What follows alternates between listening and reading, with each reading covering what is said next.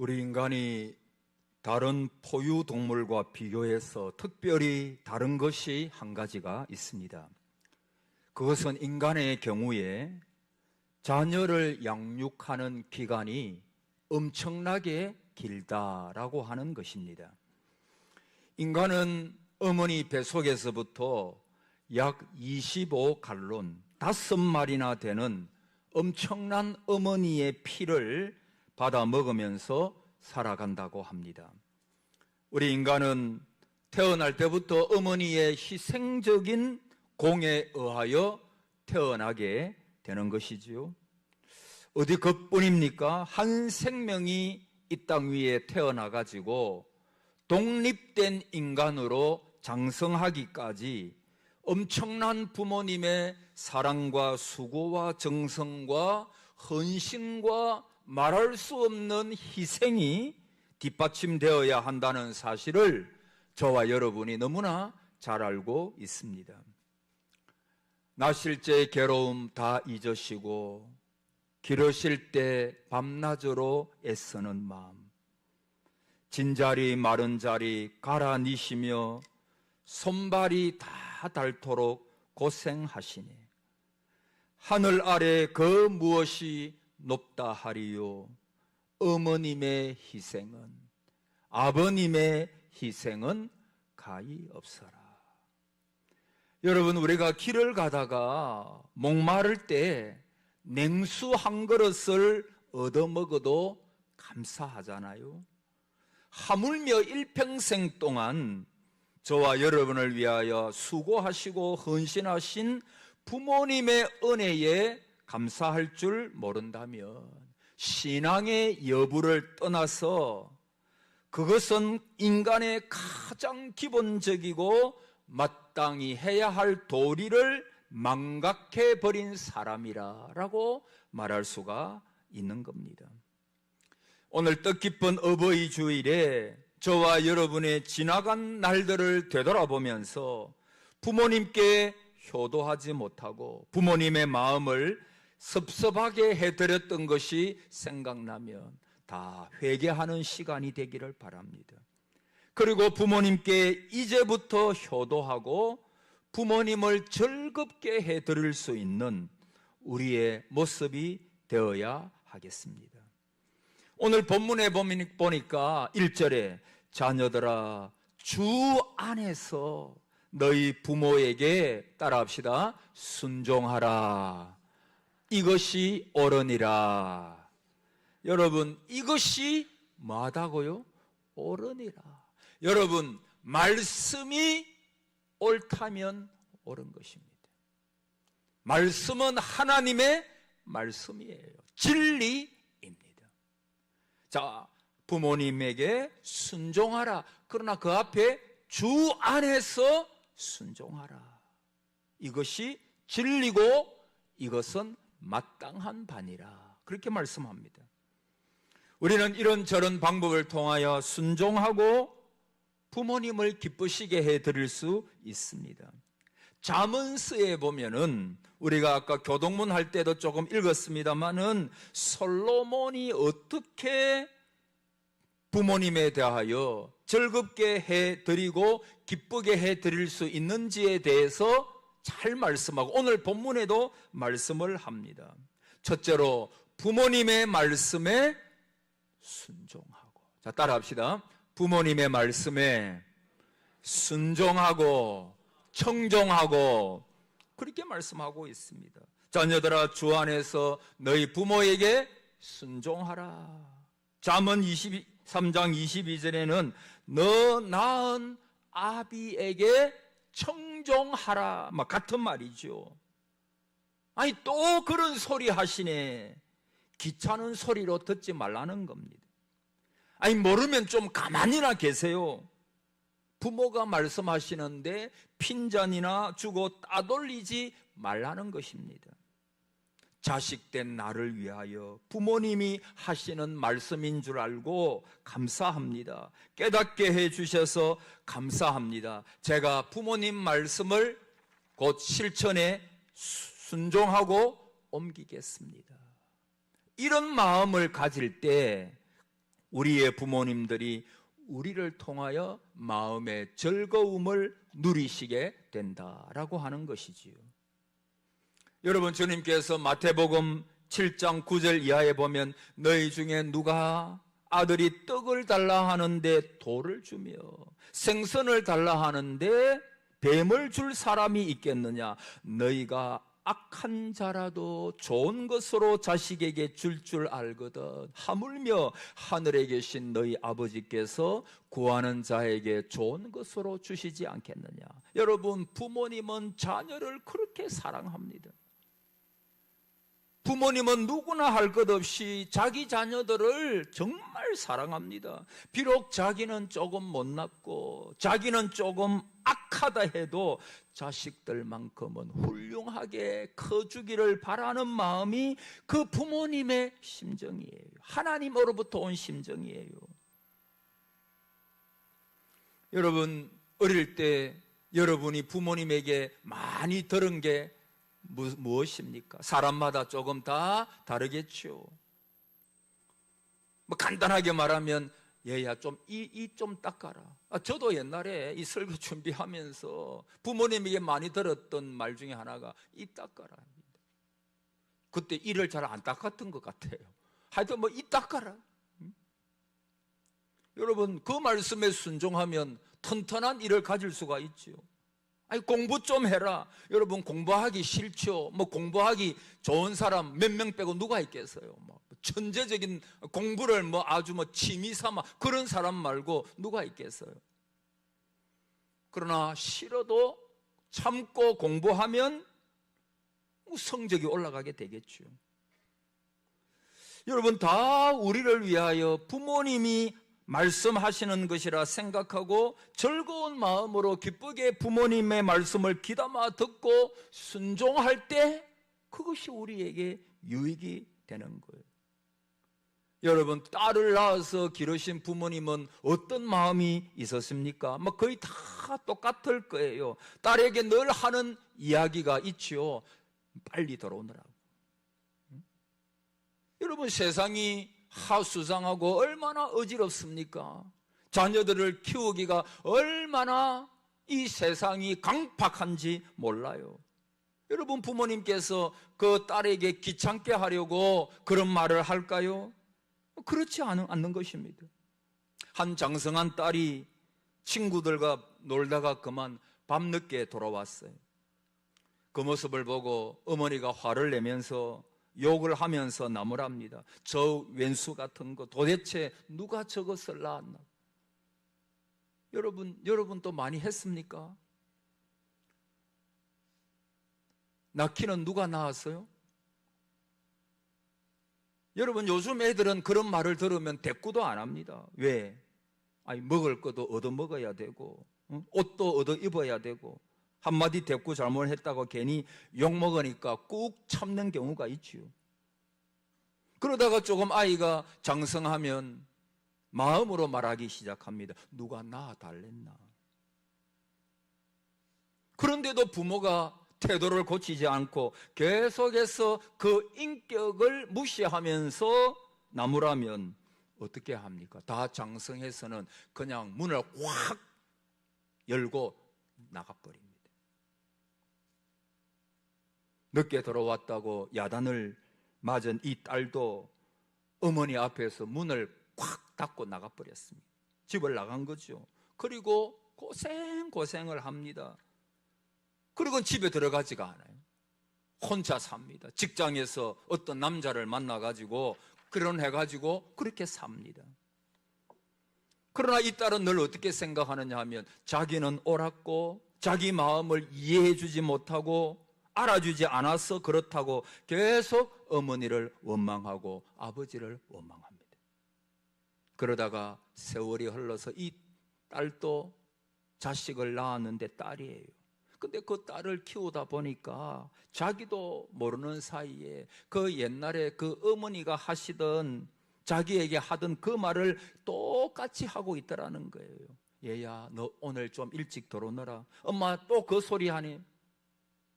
내가 다 잘 알아요. 아니, 너가 알기는 뭘 잘 알아? 딸을 길러보니까 비로소 그 옛날에 자기의 부모님의 심정을 그가 알게 되었다라고 하는 것입니다. 사랑하는 여러분, 자기가 체험해 봐야 돼요. 자녀들아, 주 안에서 순종하라. 이것이 옳으니라. 세상에 속한 자들, 불신자들이 부모님 말씀에 순종하든지 말든지 거역하든 말든 우리가 상관할 바가 아니에요. 그러나 적어도 주님을 믿는 성도는, 주님 안에서 살아가는 성도들은 주 안에서 순종하라. 여러분, 성경을 쭉 한번 살펴보십시오. 우리의 신앙의 선조들은 다 순종의 본을 보였습니다. 아브라함의 아들 이삭을 보십시오. 자기를 잡아가지고 번제로 드리려고 합니다.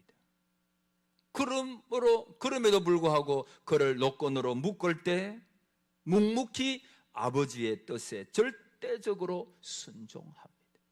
우리로서는 잘 이해가 안 되죠. 그러나 그것이 하나님의 뜻이었음을 그도 알고 있었을 것입니다.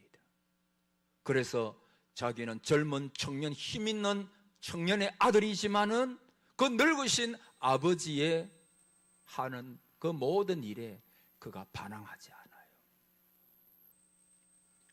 야곱의 아들 요셉을 보십시오. 순종해서 자기를 미워하고 시기하는 이복 형들이었지만 안부를 알아보려고 찾아났습니다. 육신적으로 구덩이에 빠집니다. 애굽의 종으로 팔려갔습니다. 그러나 하나님의 축복 속에 애굽의 총리가 되죠. 높은 지위에 올랐습니다. 그때 나이 130이나 되는 늙은 아버지 야곱을 애굽에 모셔와가지고 그리고 그 아버지 앞에 무릎을 꿇고 순종하면서 일평생을 효도합니다. 솔로몬을 생각해 보십시오. 그 아버지 다윗에게 일평생 소원이 하나 있었습니다. 성전 짓는 거야. 다윗은 성전을 짓고자 하는 마음이 있었어요. 그러나 하나님께서 전장에서 피를 많이 흘렸습니다. 그래서 모든 준비를 다윗이 많이 해놓지요. 그리고 솔로몬이 왕위에 올랐습니다. 그리고 솔로몬이 그 아버지의 소원을 이루어 드리는 거예요. 아버지 다윗이 그렇게도 짓고 싶어 했던 하나님의 전, 하나님의 성전, 그것을 지어 드리고자 하는 그 마음이 그에게 있었던 것입니다. 부모님의 유업을 이어받는 것, 부모님께서 잘 하시던 그것을, 원하시던 그것을 해드리는 것, 여러분, 그것이 순종 아니겠어요? 어느 목사님이 계셨는데 이 목사님은 부모님이 다 돌아가셔서 이제는 효할 길이 없어요. 근데 이분의 간증을 보면 늘 이분은 기도하시는 어머니를 보고 자랐대요. 아버지는 좀 일찍 돌아가셨어요. 어머니가 큰 농촌에서 농사를 짓는데 얼마나 여자 혼자서 농사를 큰 농사는 아니지만 농사를 하려고 하면 얼마나 힘이 들겠어요. 그런데 그 바쁜 농사일 가운데서도 그 어머니는 새벽 기도를 빠지는 법이 없었대요. 그 집에도 골방 기도실이 있었지만은 그러나 이 어머니는 교회에 가셔가지고 하나님 앞에 기도하는 것을 철저하게 하셨습니다. 자기도 어릴 때부터 그 어머니의 손을 잡고 교회에 가가지고 기도했어요. 새벽에. 어떤 때는 어머니가 먼저 가시면서 얘야 너는 조금 있다가 기도하러 오도 되니까 조금 더 자다가 오너라. 그래서 어머니께서 먼저 교회로 새벽 기도 하시러 먼저 가면 이제 어머니가 기도하시고 돌아오는 길에 그 아들과 중간에 어머니는 기도를 마치고 집으로 오시고 아들은 이제 기도하러 예배당에 가는 거예요. 그 어머니와 그 아들을 눈이 마주치는 그걸 마치 연애하는 심정으로 그 목사님은 이야기를 했어요. 그 어머니의 사랑스러운 눈빛, 그리고 그 아들의 어머니를 사랑하는 그 마음, 그 눈빛이 서로 연애하는 총각 처녀처럼 그렇게 다정했대요. 어떤 때는 얘야, 내가 저 모퉁이를 돌아오는데 거기에 눈이 많이 내려가지고 미끄러우니까 거기서 좀 조심해야 된다고. 그래서 옛날 그 어머니의 그 말씀이, 돌아가셨지만 그 말씀이 생각나더라. 그 새벽기도 가고 오고 하는 길에 만났던 그 어머니의 아름다운 모습, 따뜻한 그 모습. 그래서 이 목사님은 내가 새벽기도를 빠지지 아니하고 계속해서 하는 것이 비록 돌아가셨지만 어머니를 기쁘게 해드리는 것으로, 어머니가 평생 하셨던 그 새벽기도를 내가 하는 것, 그것이 내가 효도하는 길이라. 그는 그렇게 생각한 것입니다. 어머니는 성경을 그렇게 사랑하셨답니다. 성경을 많이 읽으셨어요. 그래서 성경 통독, 성경 많이 읽은 거 하면 늘 1등. 그 당시는 조금 옛날이었기 때문에 그 상을 주는데 주로 밥그릇, 또 수저, 이런 것을 교회에서 성경 제일 많이 읽었다고 상을 주었대요. 그래서 어머니가 그 밥을 해가지고 그 수저하고 그 밥그릇에 밥을 담아, 이것은 내가 성경 제일 많이 읽어가지고 교회에서 내가 받아온 거란다 하면서 웃으면서 밥을 퍼주고 밥을 먹던 그 기억이 났더라는 거예요.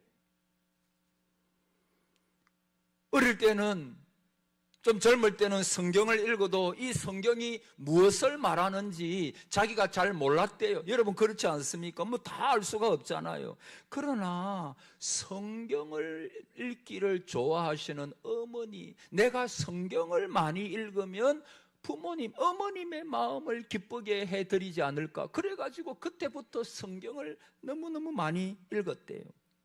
한 장 읽으면 어머니가 기뻐하시고, 3장을 읽으면 아주 기뻐하시고, 하루에 7장을 읽으면 막 뛸 듯이 기뻐하셨대요. 그 뛸 듯이 기뻐하시는 어머니의 모습을 생각하면서 어머니가 좋아하시던 그 성경을 그도 계속해서 많이 읽었답니다. 하나님을 기쁘게 해드리려고도 있지만 어머니를 기쁘게 해드리려고 그렇게 했대요. 그리고 나중에 그분은 훌륭한 목사님, 훌륭한 하나님의 종이 되셨어요. 여러분, 그 마음이 참 귀하지 않아요? 어머님이 읽은 성경, 그것을 나도 사랑하고, 어머님이 그렇게도 피곤한 가운데서도 교회에 나가셔서 새벽 제단을 쌓았던 것, 그것을 바라보면서 그도 그 새벽 제단을 쌓고, 어머니가 소천하고 난 뒤에도 내가 다른 효도는 못하지만 어머님이 하셨던 그 기도, 그 성경 읽는 것, 그거를 내가 잘 하는 것이 그게 어머니에게 효도하는 거 아닐까, 그렇게 이야기하는 것을 보았어요. 여러분, 부모님의 기뻐하시는 그 유업을 이어나가는 것입니다. 솔로몬이 하나님의 성전을 지어서 그 다윗이 하지 못했던 일을 함으로 그 다윗 아버지의 그 일들을 그가 계속해 나가는 거예요. 여러분, 우리 주님께서 어릴 때부터 갈릴리 나사렛에서 부모님을 도와서 힘든 목수일을 직접 하면서 육신의 부모님께 순종하고 잘 받들어 섬겼습니다. 그리고 33세 때 저와 여러분을 대신하여 십자가에 죽으시기까지 아버지 하나님의 뜻에 절대적으로 순종하면서 우리에게 본을 보였습니다. 여러분, 부모님의 말씀을 거역하고 부모님의 마음을 아프게 하면서 어떻게 내 자식이 나에게 잘하기를 기대할 수가 있겠습니까? 여러분, 부모님에게 순종하는 저와 여러분 되기를 축복합니다. 청종하라. 내 부모를 주 안에서 순종하고 청종하라. 이것이 옳으니라.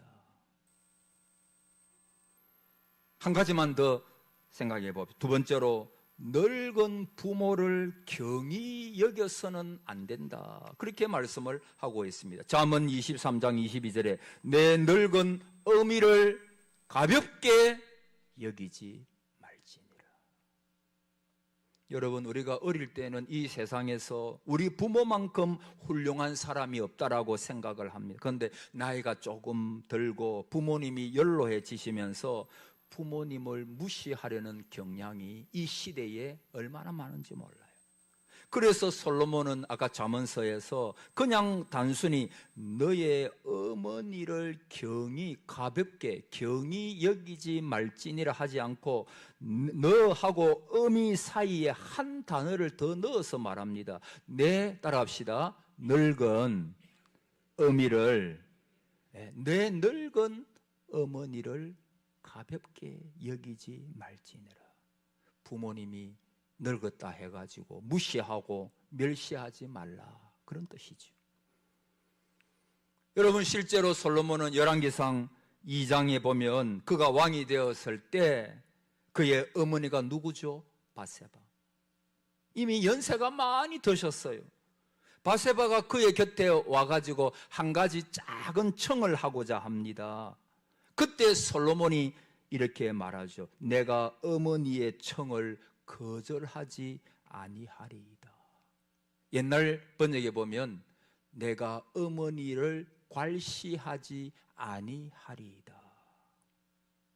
내가 아무리 왕이 되어서 권력을 휘두르고 아무리 어머니가 늙어서 연세 많은 분이 되었다 해도 내가 결단코 어머니를 무시하지 않겠다는 것입니다. 어머니를 무겁게 여기다. 어머니의 말씀, 그 늙으신 아버지, 어머니의 말씀을 중히 여기겠다는 거예요. 아주 오랜 예하지만은 미국 어느 마을에 아주 불쌍한 과부가 어린 아이 하나를 키우면서 삽니다. 상기석을 일구어서 닭을 키우면서 양계를 했어요. 밤이 되면 삭 바느질을 하면서 하나밖에 없는 아들을 남편도 없이 키웁니다. 아들도 어머니의 은혜에 보답하는 심정으로 열심히 공부했대요. 고등학교를 졸업하고 좋은 성적으로 졸업하는 날 대표해서 졸업 연설을 하도록 되었습니다. 그리고 교장 선생님에게 금메달을 받게 돼요. 근데 이 어머니가 그 자식의 졸업식에 참석하기 위해서 입고 갈 옷이 변변치 않습니다. 궁리하던 그때 아들에게, 아들아, 내가 그날 급한 일이 있어서 못 가겠다고. 그 소리를 듣고 아들은 울면서, 안 됩니다 어머니. 어머니가 참석하지 않은 졸업식, 그 무슨 의미가 있습니까? 어머니가 계시지 않는 금메달, 그 무슨 소용이 있습니까? 꼭 참석해 주십시오. 그래서 어머니가 참석을 했어요. 어머니가 잘 뛰지 않는 곳에 앉으셨대요. 아들이 단상에 올라가 가지고 멋진 연설을 하고 또 금메달도 받았어요. 연설이 다 끝난 다음에 이 아들이 그 어머니에게 단상에서 내려와 가지고 금메달을 걸어드립니다. 그리고 어머니 감사합니다. 이 모든 것이 어머니의 은혜입니다. 어머니가 수고하시고 희생하지 않으셨다면 어찌 제가 여기에 있겠습니까? 이 사람이 미국의 28대 윌슨 대통령입니다. 이 윌슨 대통령이 재임하던 1914년 미국 국회에서 5월 둘째 주일을 어머니의 날로 정했어요. 그때부터 전 세계 교회가 5월 둘째 주일을 어버이 주일로 그때부터 지키게 된 거예요. 여러분, 잠언 23장 26절에 내 아들아 내 마음을 내게 주며 내 눈으로 내 길을 나의 길을 즐거워할지어다. 여러분, 부모님의 과거의 길을 인정해 주십시오. 나를 위하여 수고하신 그 부모님의 과거를 소중히 생각하고 자랑스럽게 여길 수 있는 자녀가 되십시오. 혹이라도 그런 분은 없겠죠. 내가 부모 잘못 만나가지고 내가 이 고생하고 부모 잘못 만나서 내가 이 모양 이 꼴이다. 그런 생각은 추호도 하지 말아야 합니다. 만일 이 같은 마음으로 부모님을 대한다면 그 부모님이 얼마나 섭섭하시겠어요. 여러분, 물론 부모님도 사람이죠. 잘못이 있죠. 여러분, 완벽한 부모가 없어요. 다 우리가 생각해 보면 부모의 단점도 많이 보이고 부모가 나에게 했던 말, 어떤 때는 지워지지 않는, 용서할 수 없는, 부모님이지만은 그런 말도 생각이 날 경우가 많이 있습니다. 부모님도 단점이 많은 분이에요. 그분도 그분 나름대로의 삶의 무게가 있었고 또 어려움이 있었을 거예요. 여러분, 부모가 어떤 존재, 내가 죽을 죄를 지었다고 해도 감싸주고 용서하고 사랑으로 덮으실 분은 부모밖에 없어요. 여러분, 우리가 창세기 9장에 보지 않아요? 그 노아가 대낮에 벌거벗고 포도주에 취해가지고 누워 있었어요. 노아가 잘못했지요. 실수한 것입니다. 근데 세 아들 중에 누가 먼저 들어가요? 함이 먼저 들어가요. 함이 들어갑니다. 당연히 부모의 허물을 보면 덮어야죠. 그런데 이 함은 밖에 나와가지고 셈과 야벳에게 이 아버지의 허물을 다 그냥 막 이야기해버려요. 허물을 들추어내면서 뭐 흉을 보는 거예요. 험담하는 거예요. 그런데 셈과 야벳은 어떻게 합니까? 그 이야기를 듣고 허물을 보지 아니하고 뒷걸음질을 해가지고 그 벌거벗고 골아떨어진 아버지를 몸을 덮어줘요. 여러분, 그 결과가 하늘과 땅 차이예요. 하늘과 땅 차이예요. 함은 저주를 받아서 종의 종이 되고 셈과 야벳은 큰 복을 받았다. 그게 거기에 나오는 말씀이잖아요. 사랑하는 성도 여러분, 오늘 어버이 주일에 다시 한 번 더 부모님의 그 사랑과 은혜를 깊이 생각하고, 혹 부모님에게 상처받은 것이 있어도 하나님의 은혜 속에서 용서하고, 또 그러실 수도 있었겠지, 이렇게 생각하면 되는 것입니다. 그분도 어려움이 많았겠지, 이렇게 생각하면 되는 것입니다.